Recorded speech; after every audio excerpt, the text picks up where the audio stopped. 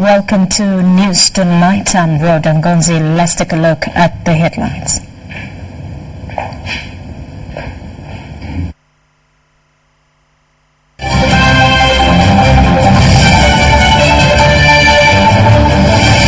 President Museveni advises farmers on refining sugar for industrial use. Prices of commodities hiked this festive season, while HIV/AIDS activists decry increased stigma. And in sports, renowned sports administrator Cedric Babu plans to join politics.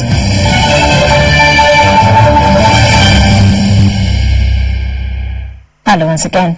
Mogalo Mohammed joins us in a bit on sign language. I am Rhoda Ngonzi.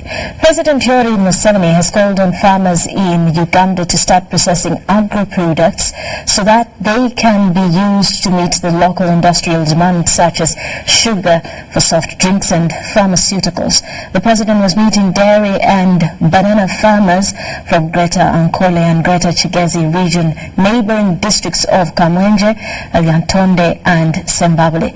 Their respective resident district commissioners and LC5 chairpersons accompanied them. The ministers of Agriculture, Animal Industry and Fisheries, Vincent Bamulangachi Sempija, that of Science, Technology and Innovation, Eliodet Mwesije, that of State for Animal and Veterinary Affairs, Bright Ramarama, State for Planning, David Bahati, and the Honorable Secretary General, Justin Kasule Lumumba, attended the meeting. The President reiterated that Uganda would overcome importing refined sugar by ensuring that it is processed locally. He also discouraged the importation of poultry and animal feeds that could be processed locally from the country's abundant maize resources. He rather stressed that the onus is upon the people of Uganda to process all products locally before they are exported. He noted that the importation of starch to manufacture medicinal tablets has contributed much to the cost of the medicines, although starch can be easily processed in Uganda. The president attributed the consumer market, adding that Uganda would easily offset the import bill of infant milk formula if milk produced in the country could be processed locally and get other byproducts like yogurt, cheese and ghee.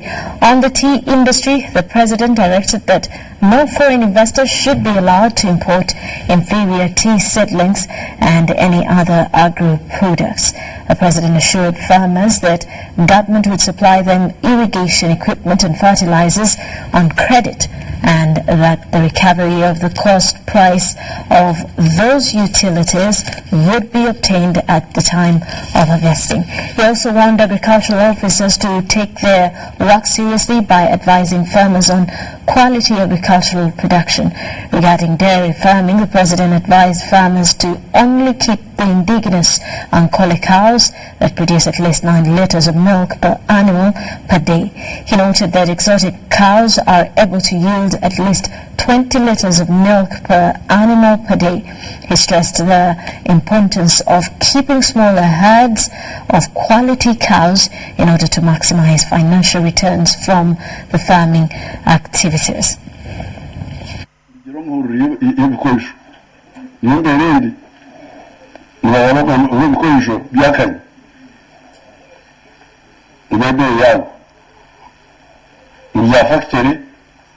zigwirepi tuzakibase bikoresho bari kwiga nargayo ndene n'indendisho nazo ndibishori.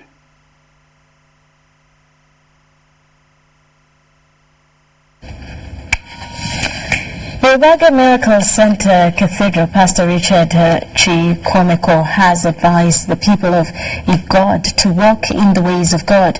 He says to avoid irregularities in every aspect of our lives, social, economic, political and spiritual. People must allow Jesus to take control of their lives. As Christians and non-Christians enter the final preparations to celebrate the 2019 Christmas, prices of commodities like meat and food have hiked. This affects vulnerable families who cannot afford to buy such food items. Ubaga Miracle Center Cathedral has subsidized prices for food commodities including meat. Matoke and chicken, a kilogram of meat costs 10,000 shillings. A bunch of banana costs between 5,000 to 10,000, while chicken costs between 10,000 and 20,000 shillings.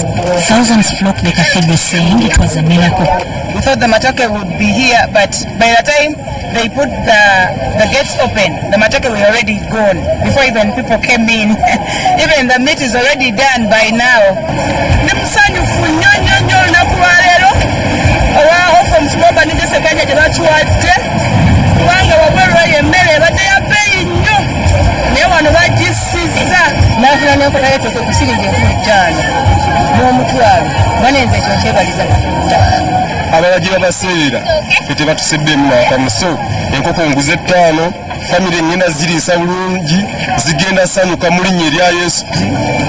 Kibadde kisa kya Katonda. The church administrator, Pastor Richard Chikomeko, said the aim was to make sure the needy also enjoy this festive season. Christmas time is normally a time of celebration, but also prices of essentials, almost triple. But here at the Miracle Center, people have been buying the meat at the beef at only 10,000 shillings a kilo, which I think is nowhere else. And we want to thank God that we are able, families are able to come and have something and remember and celebrate the birth of our Lord and Savior Jesus Christ.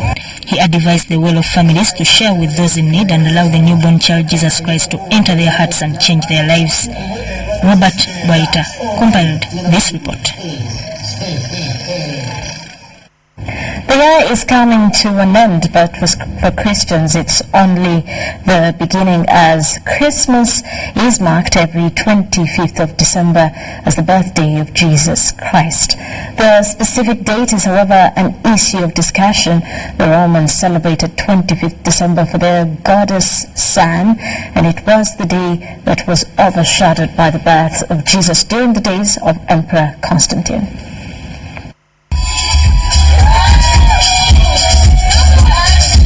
Party after party has been the trend by organizations in closing their annual calendar. Christmas is an important day on the Christian calendar and has for centuries been marked on each 25th day of December. Sometime ago in Bethlehem. Available records indicate that Christmas was first marked around the year 336 AD in the Roman Empire. Jesus Christ was born on Christmas Day. The scriptures, however, are not clear about the specific birth date of the Messiah, as it is about his being on earth. When Christ was born, it's not recorded, but he was born. Historically, it is known he was born. He was a human being. So he was born by a Virgin Mary, and therefore he was born. So he should have a birthday. So they coined it out when the emperor decided and said, the day we've been giving to our gods, now since we have a new God who is our Savior, who is more real than the rest, let's give him a day. However, there is an acceptable meaning now attached to Jesus Christ by the believers. The first celebration when Jesus was born was done by angels who came down just to praise God. Another angel came to announce. So the day should be a day of praising throughout, glorifying the King. You see, there is nothing we can give God that is perhaps worthy, but sacrificing our lives for him, offering our praises to him. While many hold parties and festivities so dear to the meaning of marking Christmas, others think otherwise. The narrative of Christmas is cross-cutting among the Christian denominations. Let us be waiting for his birth, because his birth has a meaning to us. He has come, is coming, so that we can accept him as Christians, as believers. Because if he comes, he will judge. He will judge automatically. You up to judge. And some people think, he has since 2000 and what, he's not coming. But people are dying, and the statement says he will come to judge the living and the dead. Seventh-day Adventists have left the option for marking of Christmas to individual choices and decision. Pastor Ted Wilson provides his opinion to fellow SDA members on whether it's right to have a Christmas tree in the church. I quote, "You can make it like the world if you have a disposition to do so, or you can make it as unlike the world as possible. There is no particular sin in selecting a fragrant evergreen and placing it in our churches, but the sin lies in the motive which prompts to action and the use which is made of the gifts upon the tree." The biblical teachings portray Christmas as a celebration of the reunion of God the Creator and man. However, the manner of the celebrations presents an imminent threat of influence from the understanding of the clergy. Today is like feelings, and now Christmas is becoming a feeling thing. I celebrated the way I feel. We need to be like the angels who came and said, "Come and adore him. Forget about all these first." And this is not only by non-Christians. Christianity is divided into two parts. You can be a Christian who is a church goer. You will do what the world does. When you are a Christian who has accepted Christ as Lord and Savior, you are different. So we have very many Christians who go to church, but the same Christians who have gone to church and act on Holy Communion, you will see the same Christians seated in the bar in the evening. So those Christians will misdefine Christianity. Christians and most believers attest to the fact that there has been a deterioration of moral behavior, most of which emanate from overnight prayers that have caused more harm than good.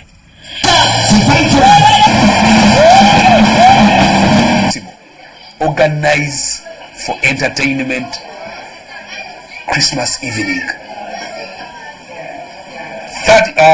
On 26th, for us we decided as marrieds in our church not to go anywhere, come to church as marrieds, iron sharpens iron. Let's talk about the issues of marriage in our families.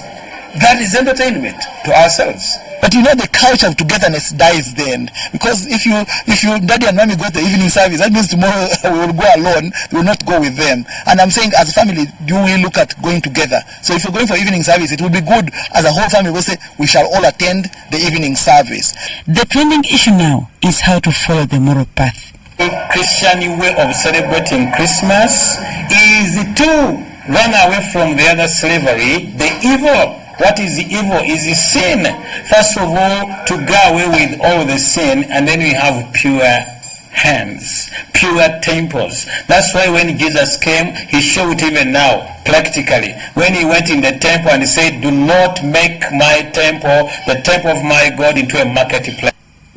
The Christian teaching of Christmas demands self-righteousness. Towing the path for a common practice and understanding of Christmas is an unachievable task. Global ratings as of 2011 survey by Pew Research Center indicate that 2.1 billion people out of the 7 billion people in the world are Christians. And for this, Christmas celebrations are not about to be washed away. It will always be a festival on 25th December. Dorcas Kimono, UBC TV News. Activists in the fight against HIV and AIDS have called upon government to fast-track reversing of the anti-stigma and discrimination policy. They say the rule will reduce the act of negativity, impacting on positive strides taken to end the HIV scourge. Uganda is working towards realizing zero HIV new infections and zero AIDS-related deaths. However, stigma and discrimination remains a challenge.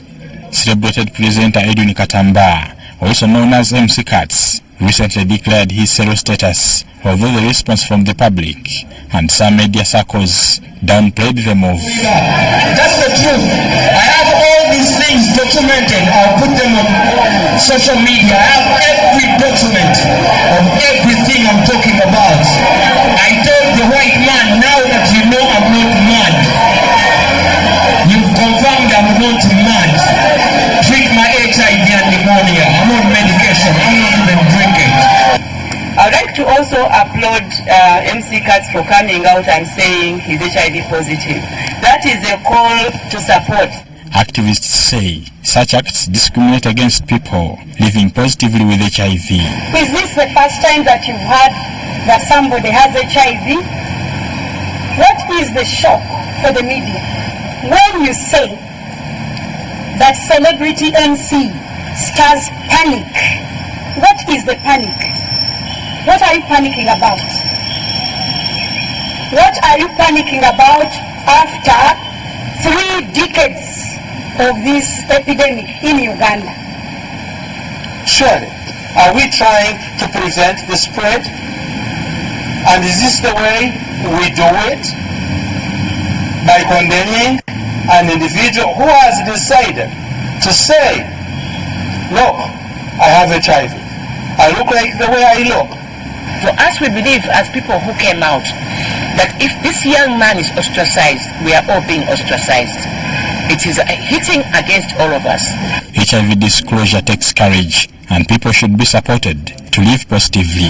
People like Philip came and disclosed, taking all that time when he was right there, and then he comes out and gave us hope. And in this year, people are really making people to go back where they couldn't disclose. I think that's not an appropriate kind of behavior we should do now. Canon Gideon Biamugisha called upon government to pass the anti-HIV, anti-stigma and discrimination policy to address stigmatization of people living with HIV and AIDS. I remember, for example, one time when the church was saying no person should wed here without producing a result. The church thought they were doing a good thing. But instead, they made the fight harder because people left church, others wedded traditionally, others forged the results. So the policy is the one that helps you to review. Am I doing better in this, or am I scoring lower? The first Stigma Index survey conducted in 2014 by National Forum for People Living with HIV and AIDS and Nafofano reveals that 75% of people living with HIV and AIDS experience stigma at family level, and 60% are aware of being gossiped about.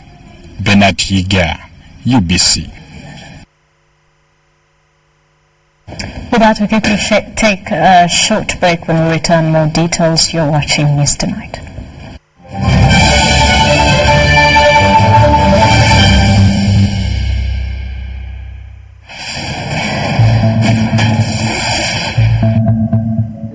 Hi, I'm DJ Drogba. On average, almost 250,000 people die on the road in Africa each year. As a proud African, this breaks my heart knowing that so many deaths could have been avoided. So when you're on the road, follow these safe steps and help save lives. Make sure you stick to speed limits. They're there to protect you and others. Slow down at high-risk areas like junctions, sharp turns, and before traffic lights.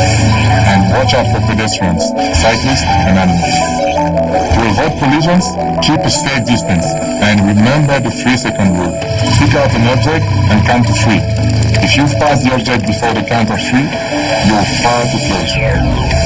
So when you're on the road, follow these safe steps and help save lives. We all have a role to play in road safety. Together, let's make Africa's road safer.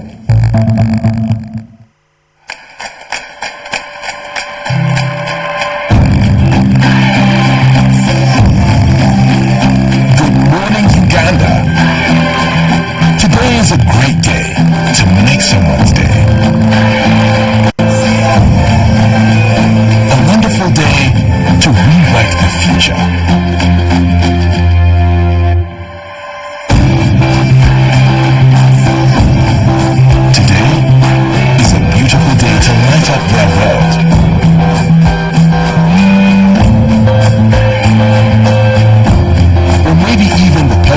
To say, you're my world.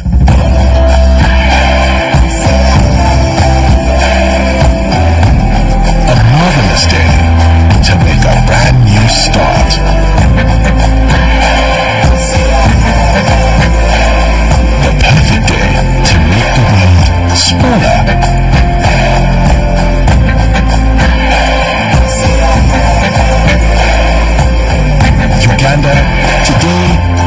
just another day. Today is your day. Airtel Money, with you always. Airtel Money, instant, secure, borderless.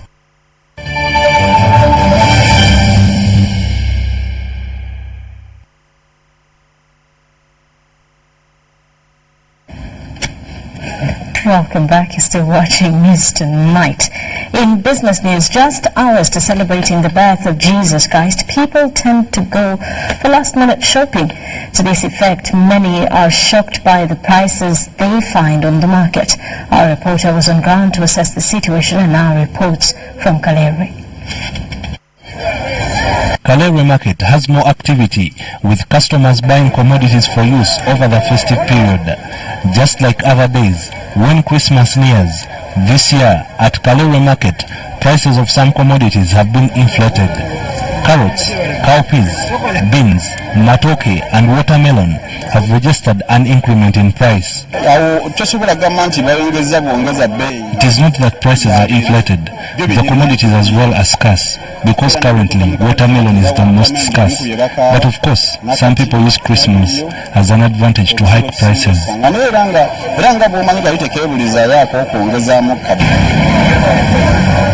Only pedestrians and motorists were allowed to access the route, although no vehicles were allowed to access the route that leads to the market. Even those traveling are finding it hard to access vehicles to travel, and we do not know why the roads were blocked. Maybe if they explain to us, we shall understand. People have to move, and vehicles have to park to enable people to buy. We were shocked when people could not access the market to buy our commodities. This is the reason traders claim caused low turn-up of customers to buy their goodies. Police on ground said that vendors had placed their merchandise to as far as the middle of the road, that they were compelled to block the entrance of the market to ensure access remains smooth without causing loss of goods and causing accidents. Ivan Kahwa and Wadulu Mark Arnold, UBC News.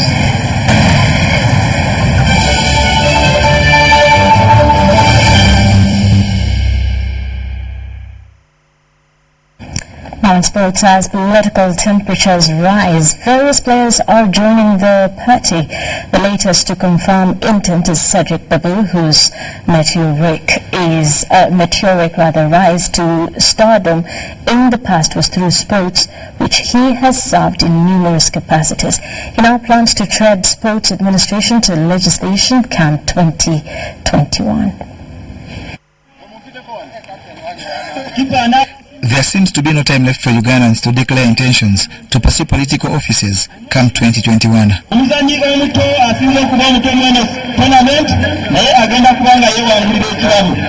Politics being an open trade with free entry and exit, various players are now coming on board.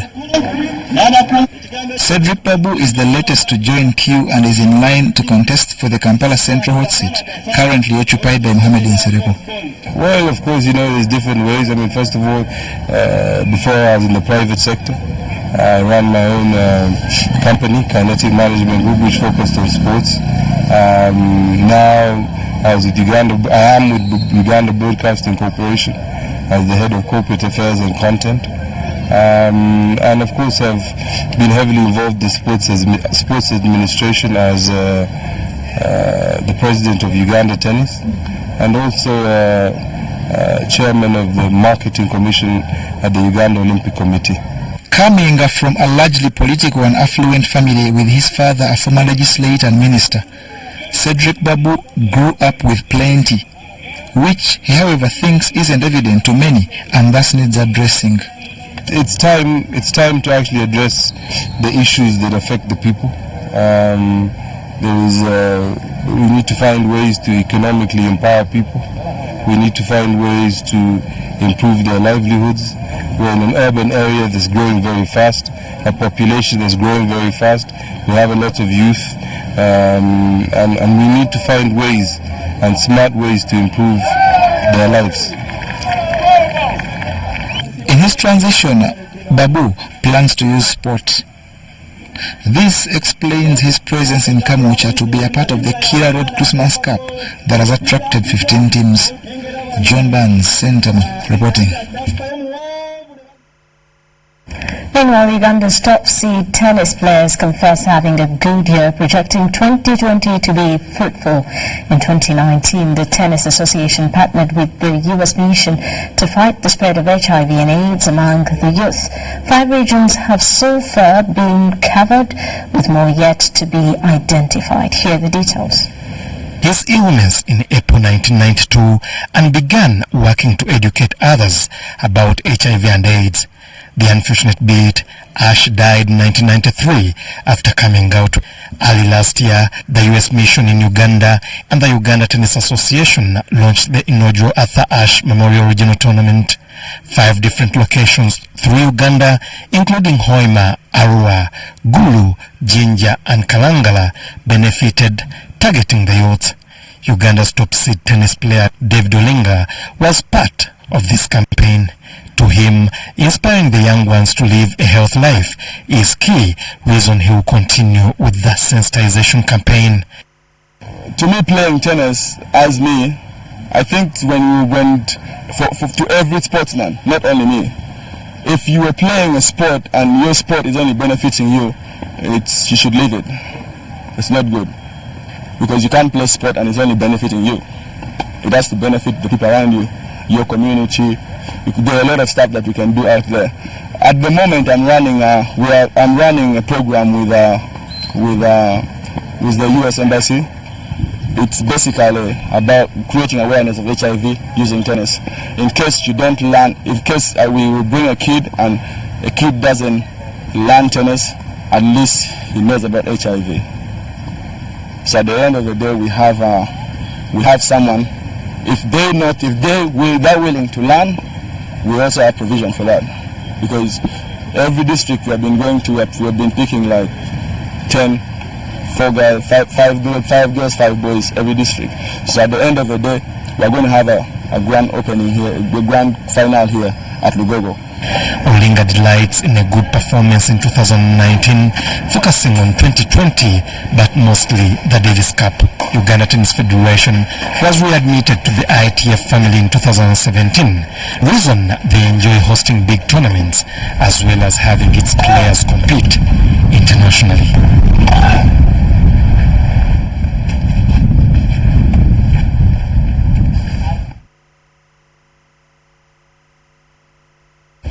We'll now take a look at the top stories.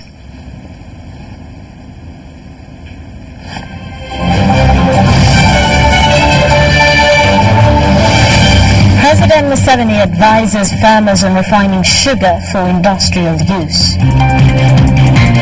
Prices of commodities hiked this festive season. HIV/AIDS activists decry increased stigma. While renowned sports administrator Cedric Babu plans to join politics.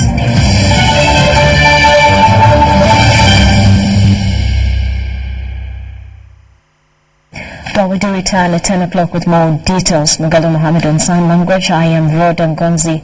You've been watching News Tonight. We'll leave you with Daphne Kabasita with a weather update.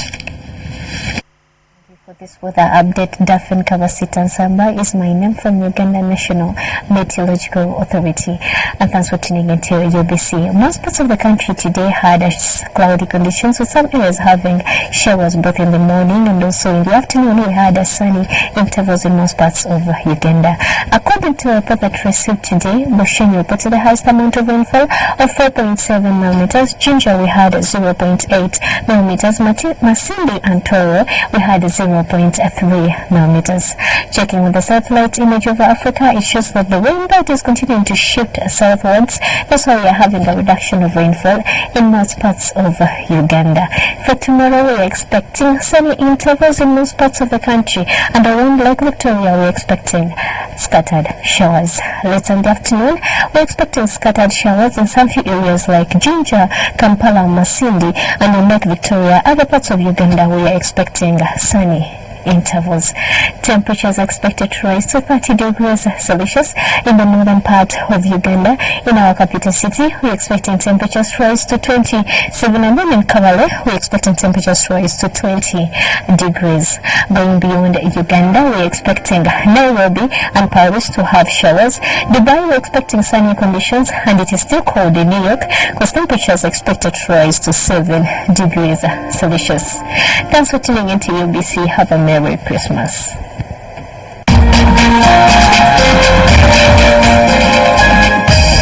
Was brought to you by UCC, celebrating 20 years of achievements.